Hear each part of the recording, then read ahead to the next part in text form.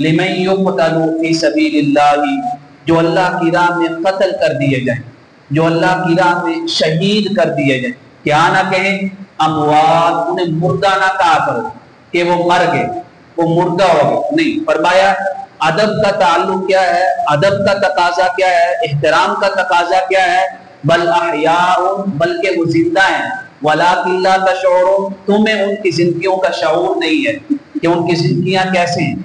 ये सूरह बकरा के अंदर अल्लाह रब्बुल इज्जत ने इजमाली तौर पे बयान फरमाया जो शख्स भी मैदान जंग में काफिरों के मुकाबले में या फिर कलिमा हक बुलंद करते हुए जाकर जालिम बादशाह के सामने उसको कत्ल कर दिया जाए या शहीद कर दिया जाए, तुम कभी भी अपनी जुबान से उनके बारे में ये नहीं कहना कि वो मुर्दा हो गए, बल्कि वो क्या है, जिंदा है, तुम्हें उनकी जिंदगियों का शऊर नहीं। इतना इजमाली बयान हुआ।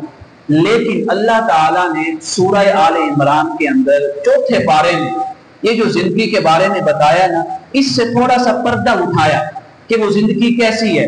हमारा तुम्हें शऊर नहीं है, लेकिन हम कुछ ना कुछ बता रहे हैं ताकि तुम्हारे दिलों के अंदर भी ज़ौक़ शहादत पैदा हो जाए, ताकि तुम्हारे दिलों के अंदर भी कलिमा हक बुलंद करने का शौक पैदा हो जाए, ज़ौक़ पैदा हो जाए। अब सूरह आले इमरान में फरमाया, यहाँ फरमाया जुबान से नहीं कहना कि वो मुर्दा है, वहां फरमाया वला तहसबन्नल्लज़ीना क़ुतिलू फ़ी सबीलिल्लाहि अमवाता, ज़हनों के अंदर गुमान भी नहीं करना है।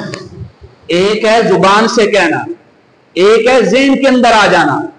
जुबान से कहना ये बात तो समझ आती है कि जुबान से नहीं कहेंगे, ज़हन के अंदर कुछ भी ख्याल आता रहे, लेकिन सूरह आले इमरान में अल्लाह ताला ने इतना अदब सिखाया है शुहदा का। फरमाया वला तहसबन्नल्लज़ीना क़ुतिलू फ़ी सबीलिल्लाहि अमवाता, जो अल्लाह की राह में मार दिए जाते हैं, कत्ल कर दिए जाते हैं, शहीद कर दिए जाते हैं, उनके बारे में तुम्हारे ज़हनों में ये गुमान तक भी ना आए कि वो मुर्दा हैं, बल अहयाउन, बल्कि वो जिंदा हैं। तुम्हारे गुमान में भी यही रहे, तुम्हारे दिल में भी यही अकीदा रहे और तुम्हारी जुबान पे भी यही अकीदा रहे। अब वो जिंदगी कैसी है? फरमाया इंदा रब्बिहिम युरज़क़ून, उन्हें रब के यहाँ जो है रिस्क दिया जाता है, नेमतें दी जाती हैं। फरिहीन बिमा आताहुमुल्लाहु मिन फज़ली, जब अल्लाह ताला की बारगाह में उन्हें रिस्क दिया जाता है तो वो खुश होते हैं कि शहादत का इतना बड़ा अजर है, शहादत का इतना अजीम इनाम है।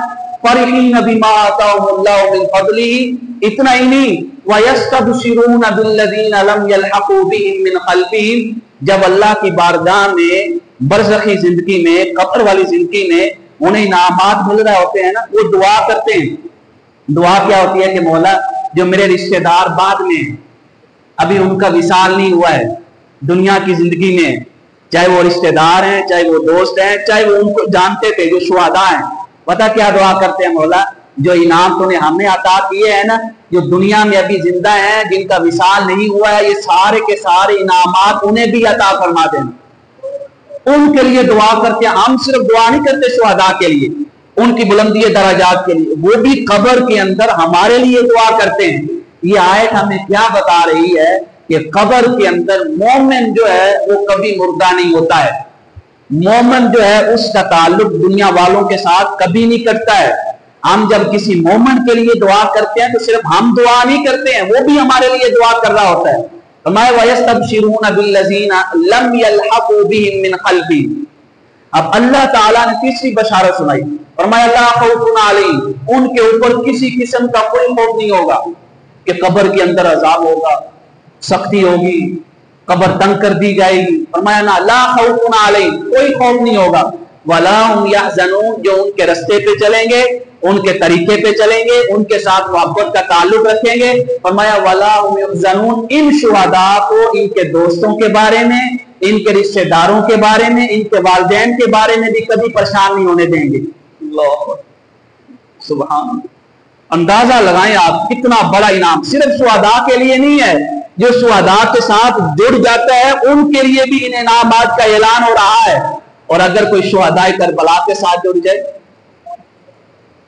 अगर कोई इमाम अली मकाम इमाम हुसैन अलैहिस्सलातु वस्सलाम के साथ मोहब्बत का ताल्लुक उस्तवार कर ले, और अगर कोई हसनैन करीमैन का जिक्र करे, एक आम शख्स जो मोमिनीन में से शहीद है اس کو ماننے والے، اس کے ساتھ تعلق رکھنے والوں کے لیے اتنا بڑا اجر عظیم اور انعام کا اعلان ہے، تو شہدائے کربلا کے ساتھ امام علی مقام امام حسین علیہ السلام کے ساتھ تعلق رکھنے والوں کے اجر کا عالم کیا ہوگا، انعام کا عالم کیا ہوگا، اکرام کا عالم کیا ہوگا، اللہ کی بارگاہ میں ان کی عزت اور عظمت کا عالم کیا ہوگا۔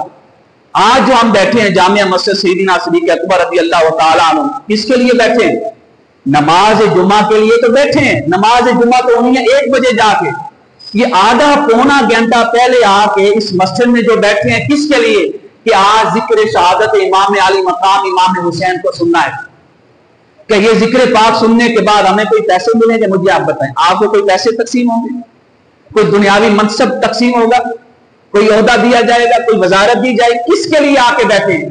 اس لیے آ کے بیٹھے ہیں کہ آل رسول کا تذکرہ ہوگا، اہل بیت کا تذکرہ ہوگا، شہدائے کربلا کی عظمتوں کو بیان کیا جا رہا ہے۔ جب آپ ان کی عظمتوں کے لیے آدھا پونا گھنٹہ نماز فرض ادا کرنے سے پہلے اس جامعہ مسجد سیدنا صدیق اکبر میں آ کے بیٹھے ہیں، تو کیا پھر ہمیں اللہ کی بارگاہ میں امید نہیں ہونی چاہیے کہ سورہ آل عمران کے اندر جتنے بھی انعامات کا ذکر ہو رہا ہے، رب کائنات وہ ہمیں انعامات عطا نہیں فرمائیں گے؟ وہ انعامات ہمارے نصیب میں نہیں ہوں گے؟ فرمایا لا خوف علیہم ولا هم يحزنون۔ اس کے بعد حضور نبی کریم علیہ السلام نے فرمایا، اس حدیث پاک کو کئی صحابہ کرام نے روایت کیا، یہ سنن ابن ماجہ شریف کے اندر حدیث پاک ہے۔ موضوع ہم مختصر کرتے ہیں، امام علی مقام امام حسین اور واقعہ کربلا پہ فوکس کرتے ہیں۔ آقا کریم علیہ السلام کسی دعوت پہ جا رہے تھے، کھانے کی دعوت تھی، بہت سے صحابہ کرام آپ کے ساتھ تھے۔ جب کھانے کی دعوت پہ جا رہے تھے تو آگے دیکھا امام علی مقام امام حسین علیہ السلام چھوٹی سی عمر میں، بچپنے والی عمر میں بچوں کے ساتھ کھیل رہے ہیں۔ تو حضور نبی کریم علیہ السلام آگے بڑھے۔ جب آگے بڑھے نا تو امام حسین کو بلایا۔ تو جب آپ ان کو بلا رہے تھے تو جیسے بچے آگے دوڑتے ہیں تو امام حسین آگے آگے دوڑنے لگے، اور بچے آپ کو پتا جب دوڑتے ہیں تو ہنستے بھی ہیں، مسکراتے بھی ہیں۔ آگے آگے دوڑ رہے ہیں تو آقا کریم علیہ السلام پیچھے پیچھے، جب پکڑ لیا نا تو ایسے پکڑا، سبحان اللہ، ایک دستے مبارک امام حسین علیہ السلام کے یہاں رکھا، یہاں پہ، اور ایک دستے مبارک ایسے رکھا، ایسے پکڑ کے حضور نبی کریم علیہ السلام نے امام حسین کا منہ چوما، سبحان اللہ، بوسہ لیا امام حسین کے منہ مبارک۔ اس کے بعد تو بات ہی ختم ہو گئی۔ اس کے بعد تو میں کہتا ہوں اور کس کی شان ہوگی کہ جس کے منہ مبارک کا بوسہ کون لے رہے ہیں؟ امام الانبیاء تاجدار کائنات صلی اللہ علیہ وآلہ وسلم۔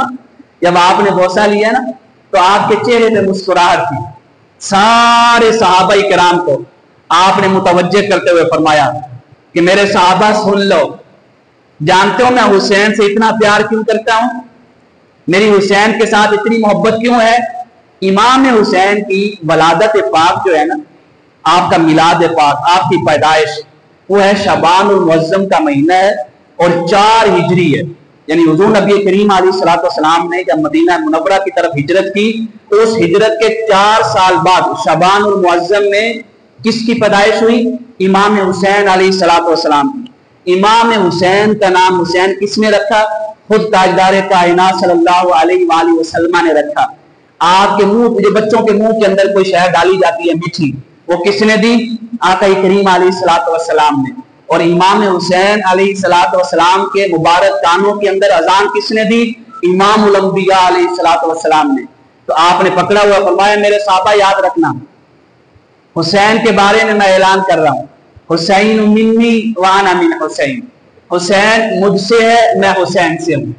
تمہیں بظاہر طور پہ 2 جسم نظر آ رہے ہیں لیکن حقیقتاً جسم ایک ہے۔ تمہیں بظاہر طور پہ 2 ذاتوں کی محبت نظر آ رہی ہے لیکن حقیقتاً ایک ہی ذات کی محبت ہے۔ جو حسین سے محبت رکھتا ہے وہ مصطفیٰ سے محبت رکھتا ہے، جو حسین سے دشمنی رکھتا ہے وہ مصطفیٰ سے دشمنی رکھتا ہے، جو میرے حسین سے عداوت رکھے گا وہ مصطفیٰ سے عداوت رکھے گا۔ آقا کریم علیہ السلام نے فرمایا جو میرے حسین سے جنگ کرے گا میں مصطفیٰ ہو کر اس کے خلاف اعلان جنگ کر رہا ہوں۔ کتنی بڑی بات ہے، آپ الفاظ کی محبت دیکھیں، حسین منی وانا من حسین، حسین مجھ سے ہے، میں حسین سے ہوں، جس کے بارے میں مصطفیٰ کریم علیہ الصلوۃ والسلام یہ فرما دیں، پھر بھی اس کی ذات کے بارے میں کوئی شک کر سکتا ہے؟ ان کے بارے میں کوئی بے ادبی والی بات کر سکتا ہے؟ کوئی شخص یہ کہہ سکتا ہے جس کے بارے میں آپ یہ فرما رہے ہو کہ حسین منی وانا من حسین، حسین مصطفیٰ سے ہے اور مصطفیٰ حسین سے ہے، اس ذات کے بارے میں کوئی شخص یہ کہے کہ کربلا کے اندر جو جنگ ہوئی تھی یہ دو شہزادوں کی جنگ تھی، یہ سلطنت کی جنگ تھی، یہ حکومت کی جنگ تھی؟ جو شخص مجھے آپ بتائیں یہ بات کرتا ہے کہ میدان کربلا کے اندر 60 ہجری میں جو جنگ ہو رہی ہے یہ دو شہزادوں کی جنگ ہے، کوئی حق اور باطل کی جنگ نہیں ہے، کوئی سچ اور جھوٹ کی جنگ نہیں ہے، کوئی ایمان اور کفر کی جنگ نہیں ہے، کوئی ظالم کے ساتھ جنگ نہیں ہے، یہ صرف دو شہزادوں کی جنگ ہے حکومت کی خاطر؟ تو یہ حدیث بتلا رہی ہے کہ اس شخص نے امام حسین کے اوپر اعتراض نہیں کیا ہے۔ کس کے اوپر اعتراض کیا ہے؟ ذات مصطفیٰ کے اوپر اعتراض کیا۔ اس کے بعد آقا کریم علیہ الصلوۃ والسلام نے فرمایا حسین سبت من الاسباط، فرمایا لوگوں میرا جو حسین ہے نا یہ سبت ہے۔ سبت کہتے ہیں اس درخت کو جو ہو تو ایک لیکن اتنا بڑا درخت ہو، اس کی اتنی بڑی بڑی شاخیں ہوں اور گھنی شاخیں ہوں کہ جس کے سائے کے نیچے لوگ بیٹھنا پسند کریں۔ فرمایا لوگوں حسین سبت من الاسباط، حسین جو ہے میری آل کا بڑا عظیم درخت ہے، جو میری نسل پاک چلے گی وہ اسی عظیم درخت جس کو حسین کہتے ہیں اسی سے چلے گی، اور جو حسین کا مقام و مرتبہ ہے، جو برکت ہے، حسین کی آل پاک کو بھی حسین کے وسیلے سے وہ برکت نصیب ہو جائے گی۔ اس کا ایک معنی یہ بھی ہے سبت من الاسباط کہتے ہیں اس کو جس کے اندر دنیا کی ساری خیر جمع ہو جائے، ساری نیکیاں جمع ہو جائیں۔ تو آقا کریم علیہ الصلوۃ والسلام نے جب فرمایا نا حسین سبت من الاسباط، تو حضور یہ فرمانا چاہ رہے ہیں کہ لوگوں کوئی خیر اس وقت تک خیر نہیں بنتی ہے جب تک اس خیر کو میرے حسین سے نسبت نہ ہو جائے، جب تک وہ خیر میرے حسین کی دہلیز پہ نہ آ جائے۔ فرمایا میرے حسین کے کسی کام پہ اعتراض نہیں کرنا ہے، کیوں؟ میرا حسین جو کرے گا اللہ اس کو خیر بنا دے گا، میرے حسین سے جو عمل ہوگا اللہ اس کو عمل کو شرع بنا دے گا، میرا حسین جو کرے گا اللہ تعالیٰ اس عمل کے اندر خیر و برکت عطا فرما دے گا۔ میرے آقا یہ فرما رہے ہیں، اور آج کے بعض لوگ ممبروں کے اوپر بیٹھ کے یہ کہتے ہیں یہ دو شہزادوں کی جنگ تھی۔ کتنا بڑا دھوکہ دیا جا رہا ہے واقعہ کربلا کے متعلق۔ اس کے بعد پھر فرمایا لوگوں سن لو، احب اللہ من احب حسینا، اللہ اس کو اپنا محبوب بنا لیتا ہے جو میرے حسین کو اپنا محبوب بنا لیتا ہے۔ جو میرے حسین سے محبت رکھتا ہے اللہ اس سے محبت رکھتا ہے۔ سیدی اعلی حضرت علیہ رحمہ نے بڑی پیاری شرح دی، فرمایا حسین منی وانا من حسین، معنی کیا ہے کہ حسین مجھ سے ہے میں حسین سے ہوں۔ ہم کہتے ہیں نا کہ آقا کریم علیہ الصلوۃ والسلام کا مبارک سایہ نہیں تھا، کہ اگر سایہ ہوتا تو بے ادبی ہو سکتی تھی، کسی کا پاؤں آ سکتا تھا، لیکن یہ جو سایہ ہے نا جو پیچھے بنتا ہے چلنے کے ساتھ ساتھ، جسم کا جو سایہ ہے جو زمین کے اوپر پڑتا ہے یہ سایہ نہیں ہے۔ لیکن سیدی اعلی حضرت علی رحمہ فرماتے ہیں ایک اور سایہ تھا، میرے مصطفیٰ کا سایہ اللہ نے بنایا پر وہ زمین پر نہیں ہے، جو زمین کے اوپر چلتا ہے۔ فرمایا وہ سایہ کیا ہے؟ معدوم نہ تھا سایہ شاہ ثقلین، شاہ ثقلین آقا کریم علیہ الصلوۃ والسلام کی ذات پاک، فرمایا ان کا سایہ معدوم نہیں تھا۔ تو کون سا سایہ تھا؟ فرمایا اس نور کی جلوہ گاہ ہے ذات حسنین، اگر اس نور مصطفیٰ کو دیکھنا ہو نا، دیدار مصطفیٰ کرنا ہو، چہرہ مصطفیٰ کا دیدار کرنا ہو تو فرمایا حسنین کریمین کو دیکھ لیا کرو۔ جب حسین اور حسن کو ملا کے دیکھو گے تو چہرہ مصطفیٰ نظر آ جائے گا، جب حسنین کریمین کو ملا کے دیکھو گے تو دیدار مصطفیٰ نصیب ہو جائے گا۔ اتنا ہی نہیں، آپ نے آگے فرمایا تمثیل نے اس سائے کے کیے دو حصے۔ کون سا سایہ؟ حضور نبی کریم علیہ الصلوۃ والسلام کا سایہ۔ اب یہ سایہ ہے کیا؟ وہ سایہ نہیں جو ہمارا اور آپ کا ہوتا ہے، یہ ایک الگ سایہ ہے۔ اعلیٰ حضرت علی رحمہ فرماتے ہیں تمثیل نے کیے اس سائے کے دو حصے، آدھے سے بنے ہیں حسن آدھے سے حسین۔ اس کامل مصطفیٰ کا جو سایہ ہے نا، اس سائے کے آدھے سائے کا نام حسن ہے اور دوسرے آدھے حصے کا نام حسین ہے۔ جب یہ دونوں چلتے ہیں تو یہ مصطفیٰ کا سایہ ہے۔ اس سے آگے اور بھی وضاحت کر دی، فرمایا ایک سینے تک مشابہ، ایک وہاں سے پاؤں تک، ایک ہی مشابہت جو ہے ذات مصطفیٰ کے ساتھ سینے تک ہے، وہ کون ہے؟ امام حسن رضی اللہ تعالیٰ عنہ. اور دوسرے کی مشابہت سینے سے لے کر پاؤں تک، وہ کون ہے؟ امام حسین علیہ السلام. فرمایا اعلی حضرت علی اما فرماتے ہیں حسین سبتین، ان کے جاموں میں ہے نیما نور کا. میں اگر نور مصطفیٰ کو دیکھنا ہو تو حسنین کریمین کو دیکھ لیا کرو.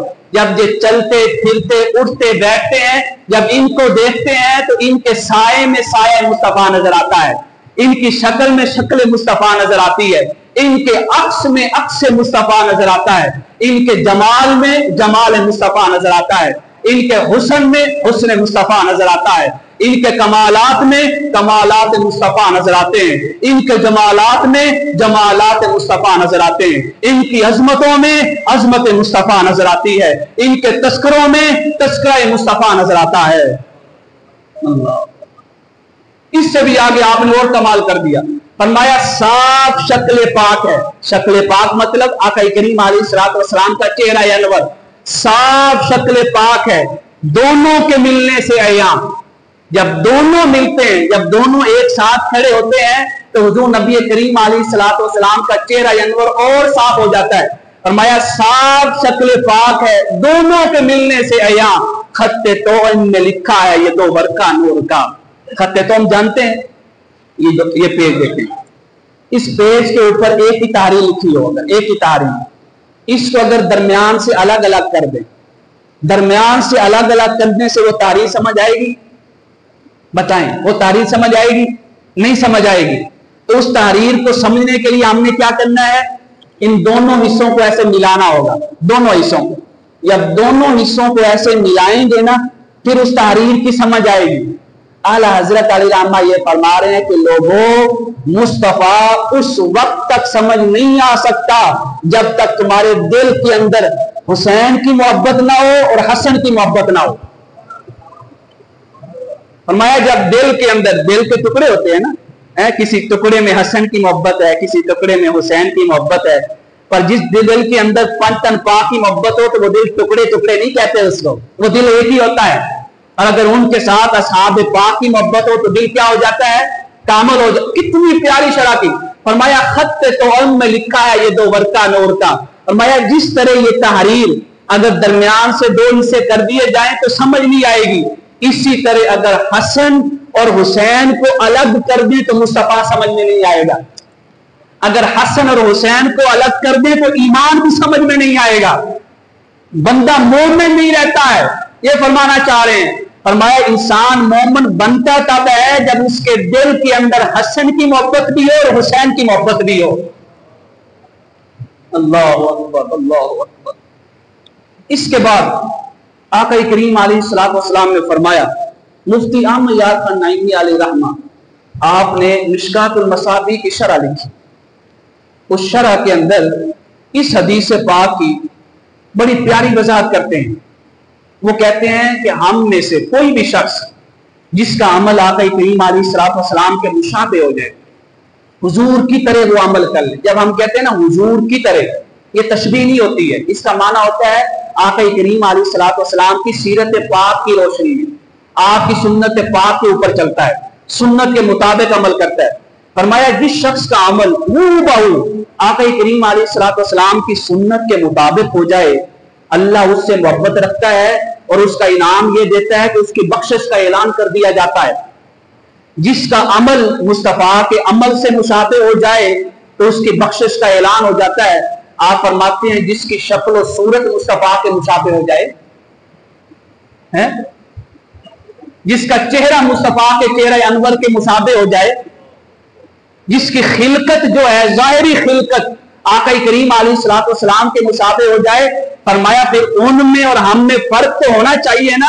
ہم وہ ہیں جن کا عمل آقا کریم علیہ الصلوۃ والسلام کی سنت پاک کے مطابق ہو تو اللہ ہماری بخشش کا اعلان کرتا ہے، اور جن کا چہرہ مصطفیٰ کے مشابہ ہو جائے وہ بخشے تو ہوئے ہی ہیں، اللہ ان کی محبت کی وجہ سے ان سے محبت کرنے والوں کی بخشش کا اعلان فرما دیتا ہے.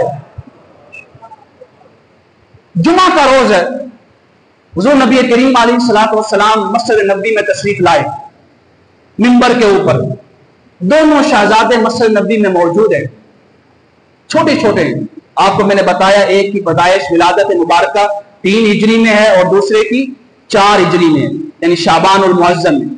आप जब मस्जिद नबी में तशरीफ लाए, जुमे का रोज था, आपने एक हाथ मुबारक में इमाम हसन का हाथ पकड़ा और दूसरे दस्ते मुबारक में इमाम हुसैन का हाथ पकड़ा। ऐसे हाथ पकड़ के ऊपर करके ऐलान किया, जितना ऊपर हो सकते थे दोनों के हाथ, उम्र के लिहाज से हाथ ऊपर करके आपने ऐलान किया। फरमाया लोगों सुन लो जो मस्जिद में आके बैठे, मन अहब्बनी, जो मुझसे मोहब्बत रखता है। अब बोलते आइए, हम सब को हुजूर से मोहब्बत है या नहीं है? ये पूछते क्यों है? सिर्फ बतौर इकरार पूछते हैं। ये माना नहीं है कि किसी के ऊपर कोई शक है कि हुजूर से मोहब्बत नहीं रखता है कोई, ऐसा कोई शख्स नहीं है अहले ईमान के ऊपर। फरमाया मन अहब्बनी, जो शख्स मुझसे मोहब्बत रखता है। और फरमाया व मन अहब्ब हाज़ैन, जो इन दोनों से प्यार करता है, इन दोनों से मोहब्बत रखता है, इन दोनों का जिक्र करता है, इन दोनों का एहतराम करता है। और फरमाया व मन अहब्ब आबाहुमा, जो इन दोनों की अब्बा जान से प्यार करता है। व मन अहब्ब उम्महुमा, जो इन दोनों की अम्मा जान से मोहब्बत रखता है। आका करीम अलैहिस्सलातु वस्सलाम ने फरमाया, जानते हो क़यामत के दिन वो कहां पे होगा? वो पुल सिरात किसके साथ क्रॉस करेगा? काना माई फी दरजती यौमल क़ियामा। फरमाया वो कब्र से उठने से लेकर, कब्र से लेकर जन्नत में दाखिल होने तक, और जन्नत के अंदर जब मनाजिल का, मकाम का, मरातब की तकसीम होगी, उस मरातब की तकसीम तक वो शख्स किसी और के साथ नहीं होगा, वो मैदान हश्र में मुस्तफा के साथ होगा। वो अगर कब्र से उठा है, उसको सबसे पहले किसका चेहरा अनवर दिखाया जाएगा? चेहरा मुस्तफा दिखाया जाएगा। किस वजह से दिखाया जा रहा है? अहले बैत की मोहब्बत की वजह से। सारे लोग यौम यफिरुल मरउ मिन अखी, आपस में पड़ी हुई है, अपनी अपनी नफ्सा नफ्सी का आलम है। कोई शख्स कहीं दौड़ रहा है, कोई कहीं दौड़ रहा है। जिसके दिल के अंदर अहले बैत की मोहब्बत है, वो अहले बैत की सीरत पाक के ऊपर अमल करता है। अहले बैत की सबसे बड़ी सीरत, सबसे बड़ा अमल क्या है? जाबर और जालिम बादशाह के सामने कलमा हक बुलंद करना। मुश्किल है या नहीं है? हुसैन हुसैन ऐसे बन गया, हसन हसन ऐसे बन गया, सईदा कायनात ऐसे बन गई, मौला अली और मुर्तजा शेर खुदा हैदर करार ऐसे बन गए। फरमाया अहले बैत की सीरत और किरदार में जो सबसे आला अमल है किसी भी दौर में, ये जाबर और जालिम ताकतवर बादशाह के सामने कलिमा हक बुलंद करने से पीछे नहीं हटते हैं। अपनी जान दे देंगे पर उसके सामने कलिमा हक बुलंद कर देंगे। फरमाया जिसके दिल में पंतन पाक की मोहब्बत है, वो ये हो नहीं सकता है कि वक्त के जजीद के सामने सरेंडर कर दे। जिसके दिल में पंतन पाक की मोहब्बत है, ये हो नहीं सकता है कि उस दौर के जजीद के सामने अपना सर झुका दे। फरमाया पंतन पाक से प्यार करने वालों की अलामत ये है, वो जिस दौर में भी होंगे उस दौर के जजीद के सामने सर सरेंडर नहीं करेंगे, कलिमा हक बुलंद कर देंगे, अगर उनको अपना सर भी क्यों ना कटाना पड़ जाए।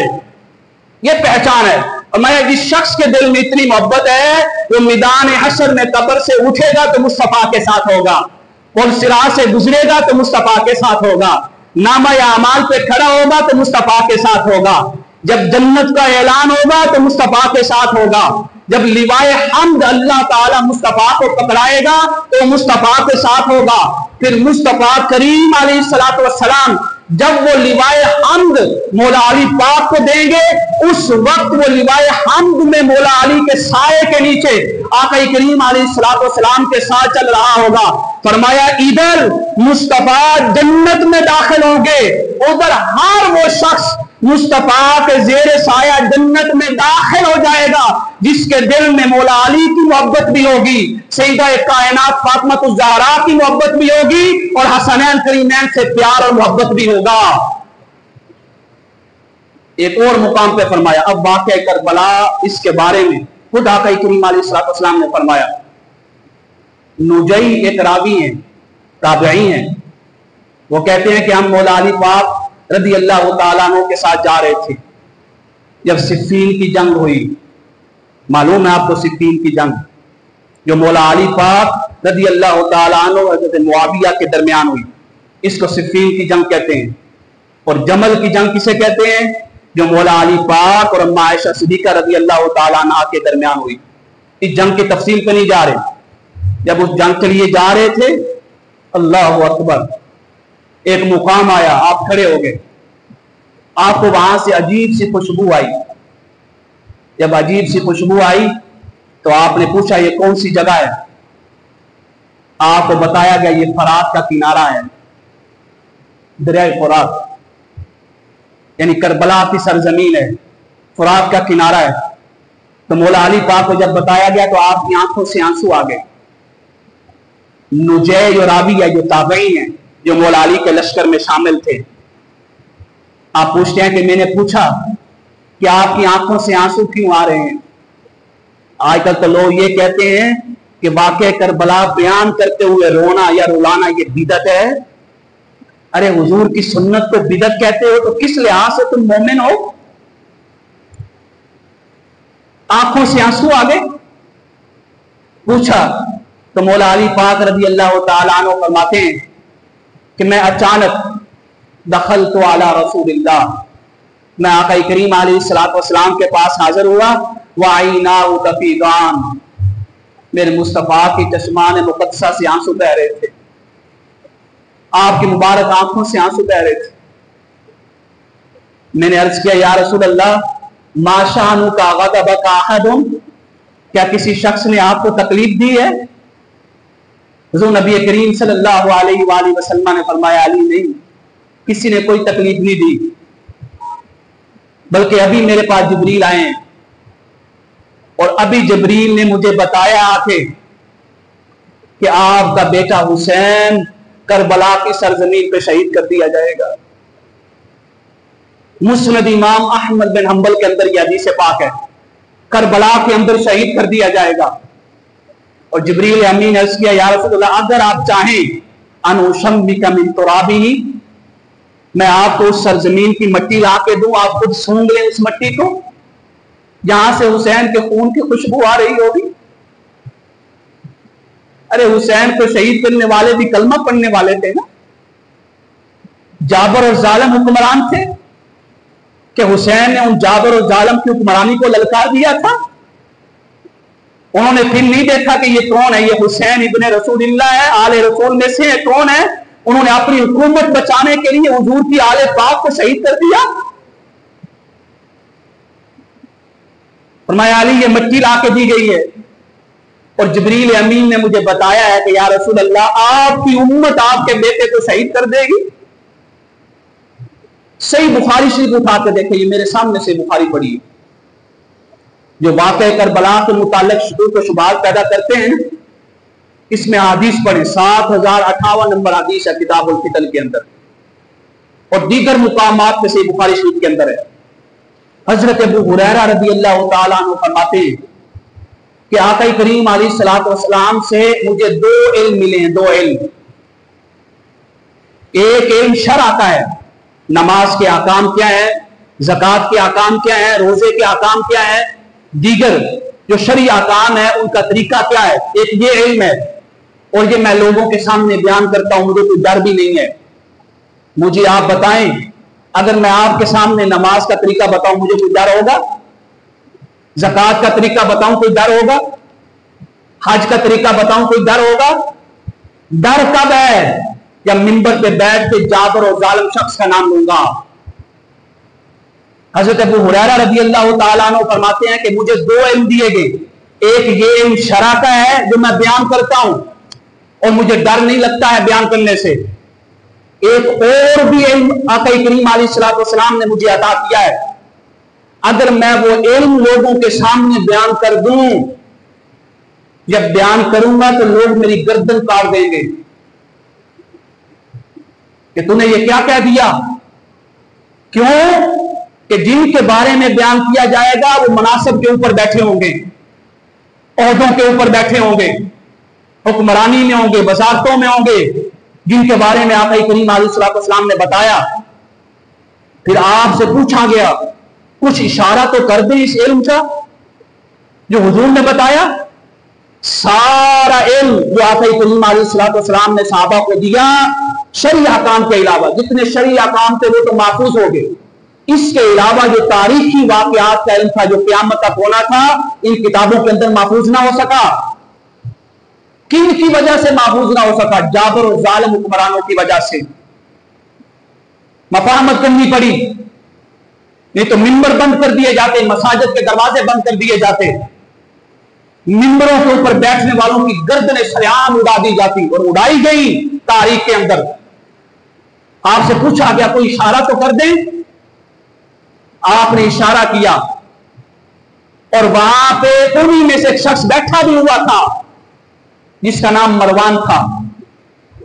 آپ نے فرمایا, آقا کریم علیہ الصلوۃ والسلام نے فرمایا, صحیح بخاری شریف کی حدیث پاک ہے, ہلاک امتی, میری امت تباہ و برباد ہو جائے گی, میری امت ہلاک ہو جائے گی. علی یدی غلیمۃ من قریش, جب قریش کے لونڈوں کی حکومت آ جائے گی, قریش کے اوباش نوجوان حکومتوں میں آ جائیں گے جو شراب نوشی بھی کریں گے, شرعی احکام کو پامال بھی کریں گے, بے نمازی بھی ہوں گے, جابر اور ظالم بھی ہوں گے, جھوٹ ان کا شعار ہو جائے گا, قتل و غارت گری عام کر دیں گے. فرمایا وہ قریش کے اوباش نوجوان ان کی حکومت آ جائے گی. جب ان کی حکومت آئے گی اس ٹائم میری امت کی تباہی اور بربادی کا سبب شروع ہو جائے گا. مروان وہاں پہ بیٹھا ہوا تھا, اٹھا لے صحیح بخاری شریف. مروان نے وہاں پہ کہا, اس کو معلوم تو نہیں تھا کہ قریش میں سے کن لوگوں کے بارے میں بات کر رہے ہیں. اس نے کہا لعنت اللہ علیہ, ایسے اوباش نوجوانوں پر اللہ کی لعنت ہو. آپ کو تھوڑا سا جلال آیا سیدنا ابو ہریرہ رضی اللہ تعالیٰ عنہ کو کہ یہ جن کے اوپر لعنت کر رہا ہے بتا نہ دوں اس کو. آپ نے فرمایا لو شئت ان اسمیہم بنی فلان و بنی فلان, مروان اگر تو چاہے, اتنا علم مجھے سرکار کی بارگاہ سے ملا ہے, میں اس ایک ایک شخص کا نام بھی لے سکتا ہوں اور اس کے بارے میں بتا بھی سکتا ہوں اگر تو چاہے. آپ نے زبان خاموش کر لی. 60 ہجری کا دور آیا, 60 ہجری کا. 60 ہجری میں حضرت معاویہ رضی اللہ تعالیٰ عنہ کا وصال ہو گیا. یزید ملعون تخت حکومت پہ بیٹھ گیا. جب یزید ملعون تخت حکومت پہ بیٹھا, جانشین بنا, سیدنا ابو ہریرہ رضی اللہ تعالیٰ عنہ یزید ملعون کی حکومت سے پہلے یہ دعا کیا کرتے تھے, مولا 60 ہجری سے پہلے مجھے اس زمین سے اٹھا لینا, مجھے اس دنیا سے اٹھا لینا.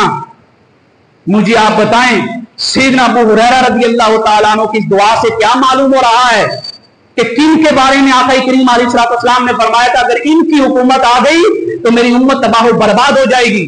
یہ دعا بتا رہی ہے کہ آقا کریم علیہ الصلوۃ والسلام نے فرما دیا تھا کہ جب یزیدیوں کی حکومت آئے گی اس ٹائم میری امت کی تباہی اور بربادی کا سبب شروع ہو جائے گا, اس کا آغاز ہو جائے گا. ادھر 60 ہجری شروع ہوئی, ادھر اللہ تعالیٰ نے حضرت ابو ہریرہ رضی اللہ تعالیٰ عنہ کی دعا کو قبول کر لیا. آپ کا وصال ہو گیا یزید کی حکومت سے پہلے. ادھر یزید جانشین ہوا. اب اس نے خط لکھا مدینہ منورہ کے گورنر کی طرف, امام علی مقام امام حسین رضی اللہ تعالیٰ عنہ کے بارے میں. یہ خط کیا تھا, یہ سارا پس منظر بیان کرنے کی وجہ یہ تھی کہ اب ہمارے سامنے یہ واضح ہو گیا کہ واقعہ کربلا نہ تاریخی واقعہ ہے نہ تخیلاتی واقعہ ہے. یہ واقعہ کربلا وہ ہے جس کے بارے میں خود آقا کریم علیہ الصلوۃ والسلام نے اپنی حیات طیبہ میں, اپنی حیات مبارکہ میں امت کو خبر دے دی تھی کہ میدان کربلا کے اندر میرے حسین کو شہید کر دیا جائے گا. ایک بات سن لیں, حضور نبی کریم علیہ الصلوۃ والسلام نے فرمایا اس شخص کے اوپر اللہ کی لعنت ہے جو نوحہ کرتا ہے, ماتم کرتا ہے, پیٹتا ہے, چہرے کے اوپر ہاتھ مارتا ہے. اور فرمایا اتنا ہی نہیں, اس کے اوپر بھی اللہ کی لعنت ہے, اور جو ایسی جگہوں پہ جا کے ان کو دیکھتا ہے اس کے اوپر بھی اللہ کی لعنت ہے. حسین کا ذکر ماتم کے لیے نہیں, حسین کا ذکر ہے کہ پیغام دیتا ہے کہ جب بھی کسی بھی دور کا یزید آئے اس کے سامنے اپنی گردنوں کو جھکانا نہیں ہے, گردنوں کو کھڑا کر کے اس کے سامنے کلمہ حق بلند کرنے کا نام حسینیت ہے.